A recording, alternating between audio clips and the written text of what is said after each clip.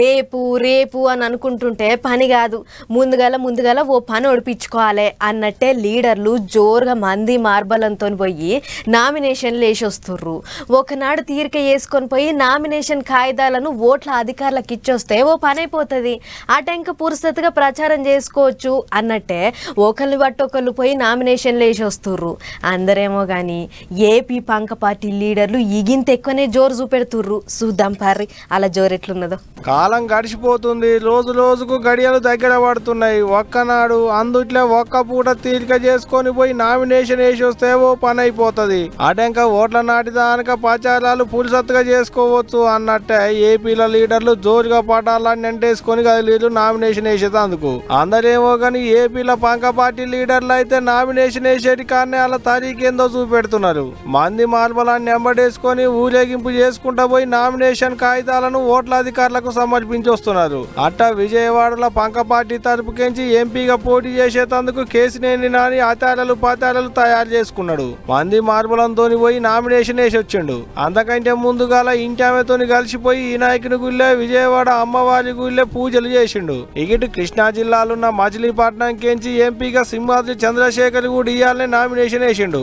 అవనిగడ్డ కెంచి మచిలీపట్నం దాకా డప్పు సప్పుళ్ళు కళాకారుల ఆటలు పాటలతోని జులుం తీసుకుంటా కలెక్టర్ ఆఫీస్ కు పోయి ఓట్ల అధికారులకు కాగితాలను సమర్పించిండు. ఇగిటు అన్నమయ్య జిల్లాలున్న రాయచోటి నియోజకవర్గం కెంచి ఎమ్మెల్యే పదవికి పోటీ చేసేందుకు పంక పార్టీ తరపుకెంచి గడికోట శ్రీకాంత్ రెడ్డి అన్న కూడా ఇయ్యాలని నామినేషన్ కాగితాలను ఓట్ల అధికారులకు సమర్పించిండు. అటు ఆముదాల వలసల తమ్మినేని సీతారాం సార్ కూడా పోటీకి తయారైండు. పెద్దగా అడావుడేం కానరాలే గాని ఆయన తరీకలు ఆయన పోయి అక్కడే ఆర్ఓ నవీన్ సార్ కు నామినేషన్ కాగితాలను ఇచ్చొచ్చిండు. విజయనగరంలో ఎంపీగా పోటీ చేస్తా కూటమిని కోలుకోకుండా చేస్తానని పంక పార్టీ తరపుకెంచి బెల్లాన చంద్రశేఖర్ నామినేషన్ వేసిండు. ఓట్ల అధికారిని నాగలక్ష్మి మేడం సార్ కాగితాలు ఇస్తుంటే నవ్వుకుంటా నామినేషన్ కాగితాలను తీసుకుంది. ఇగిటు పంక పార్టీ జెండాలతోని ఊర్వకొండంతా ఉయ్యాల జంపాలు ఇగినట్టే అయింది. వేల మంది కార్యకర్తలతోని జులుం తీసుకుంటా నామినేషన్ వేసేందుకు పోయిండు మాజీ ఎమ్మెల్యే విశ్వేశ్వర్ రెడ్డి అన్న. అగ చూడూలి అన్న జోరెట్టుందో. అందరు లీడర్లు ప్రచార రథాలెక్కి ఊరేగుకుంటా పబ్లిక్ కు చేతులు ఊపితే విశ్వేశ్వర్ అన్న మాత్రం డీజే బండి మీద కూర్చొని చేతులు ఊపిండు. ఓట్ల పెట్టిన యాపాటి ఓట్లు పడతాయో తెలియదు గాని ఇప్పుడైతే బాగానే కదిలిరు పబ్లిక్. ఇగో ఇట్ట ఏపీలో పంక పార్టీ జోరు చిన్నగా లేదు.